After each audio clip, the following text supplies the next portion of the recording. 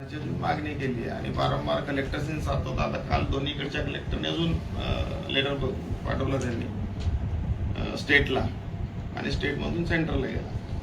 त्याच्यामध्ये आपल्याकडे आहे ते 50 लाख क्विंटल धान त्यांनी मागितले आहे म्हणजे विदर्भासाठी. त्याच्यामध्ये नागपूरचे 2 लाख आहे, चंद्रपूरचे 3 लाख क्विंटल आहे.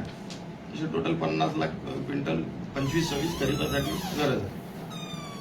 समजा देईलच नाही तर मग शेतकरी काय करणार आहे, काय करेल त्या धानाचं आणि कसा आपला कर्ज परतफेड करेल. याच्यासाठी काँग्रेस पक्षाने भंडारा आणि गोंदिया जिल्ह्यातल्या आंदोलन करण्याचा निर्णय केला आहे. येणाऱ्या सोमवारपासून तालुकाने आम्ही आंदोलन करू, जेणेकरून जनजागृती झाली पाहिजे.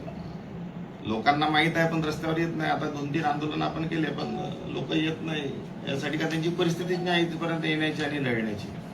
म्हणून तालुका लेवल पर्यंत आम्ही घेतो आणि मग जिल्हा लेवलवर घेऊ. आणि जिल्हा लेवलवर जेव्हा घेऊ आम्ही तर जल समाधी आंदोलन आम्ही 15 दिवसाच्या नंतर इथे घेऊ.